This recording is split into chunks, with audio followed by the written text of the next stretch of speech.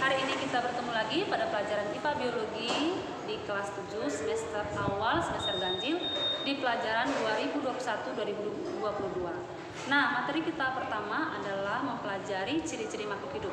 Tapi sebelumnya kita harus tahu dulu apa itu biologi dan pengertiannya. Baik, biologi itu berasal dari bahasa Yunani. Jadi ada dua kata, bios itu artinya hidup dan logos artinya adalah ilmu. Jadi biologi itu adalah ilmu yang mempelajari tentang makhluk hidup. Nah, dari sini kita akan mempelajari apa itu ciri-ciri makhluk hidup. Ayo, ini pelajaran SD. Sekarang kita pelajari satu-satu. Yang pertama, ciri-ciri makhluk hidup itu adalah bernapas atau yang disebut dengan respirasi. Nah, bernapas itu artinya adalah peristiwa pengambilan oksigen dan mengeluarkan karbon dioksida dan juga air. Nah, untuk dia bernapas, baik itu tumbuhan dan hewan itu berbeda. Kita ambil contohnya untuk tumbuhan. Kalau tumbuhan, salah satu alat pernapasannya itu ada pada, kalau kita lihat ke batang, ada lentisel, pada daun ada yang namanya stomata. Sedangkan pada akar ada pada bulu-bulu akar. Sementara kalau hewan juga berbeda. Kita ambil contohnya, kalau misalnya kuda bernafas dengan menggunakan paru-paru, ikan bernafas dengan insang dan lain sebagainya. Baik, sekarang kita lihat ciri makhluk hidup yang kedua. Apa itu? Yaitu bergerak. Ya, bergerak itu pengertiannya adalah berpindah tempat. Baik itu tumbuhan dan hewan juga melakukan pergerakan. Tetapi berbeda. Kalau dia tumbuhan bergerak secara pasif, sedangkan hewan bergerak secara aktif. Nah, sekarang kita masuk ciri-ciri makhluk hidup yang ketiga, yaitu dia peka terhadap rangsangan atau yang disebut dengan iritabilitas.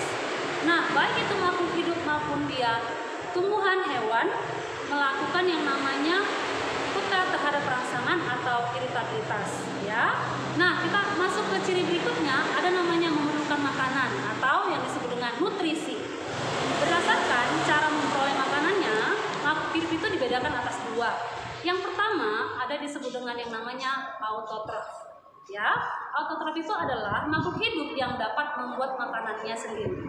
Sedangkan heterotrof itu adalah makhluk hidup yang tidak dapat membuat makanannya sendiri. Transportasi atau yang disebut dengan pengangkutan zat. Nah, jadi untuk makhluk hidup berbeda-beda ya transportasinya. Kalau seandainya tumbuhan itu dia pengangkutannya ada xilem dan juga floem, sedangkan pada manusia dia ada namanya jantung, pembuluh darah, pembuluh getah bening atau disebut dengan limpa. Baik, sekarang kita lihat ciri-ciri makhluk hidup yang berikutnya.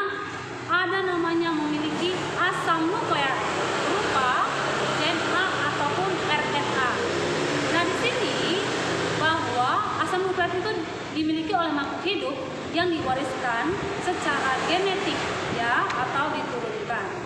Baik, yang berikutnya ciri makhluk hidup itu adalah ekspresi. Ekspresi itu adalah mengeluarkan zat sisa. Contoh untuk yang namanya manusia.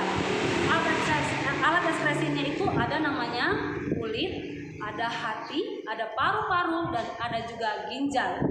Ya. Nah, yang berikutnya kalau untuk tumbuhan juga mengeluarkan alat ekspresi. Contohnya kita ambil kalau dia di tumbuhan pada batang, dia itu mengeluarkan alat ekspresinya. Contohnya pada batang lentisel, ya. Baik, sekarang kita masuk ke ciri-ciri yang berikutnya. Ada namanya berkembang biak atau bereproduksi. Nah, apakah tujuannya ini? Tujuannya adalah untuk menghasilkan keturunan dengan tujuan melestarikan jenisnya. Jadi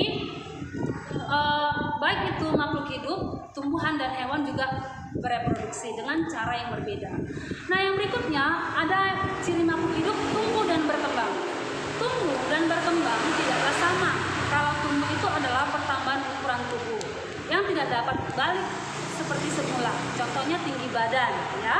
Yang kedua adalah berkembang. Berkembang itu adalah proses menuju kedewasaan. Contoh kalau pada tumbuhan, ya, kalau dia dikatakan berkembang, dia ditandai dengan tumbuhnya bunga pada suatu tanaman.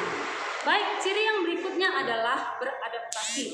Nah, adaptasi itu adalah menyesuaikan diri terhadap lingkungan. Kalau beradaptasi itu ada 3, ada secara morfologi, ada secara fisiologi, dan ada secara tingkah laku. Baik, sekarang kita lihat ciri yang berikutnya. Ciri yang berikutnya itu adalah regulasi atau pengaturan semua sistem di dalam tubuh. Contohnya saraf dan hormon. Baik itu pada hewan dan juga ada pada manusia. Baik, demikianlah pelajaran kita kali ini untuk yang namanya ciri-ciri makhluk hidup. Silahkan kamu pelajari video ibu dan juga buku kamu. Dan tetap semangat, sampai ketemu pada pelajaran berikutnya dan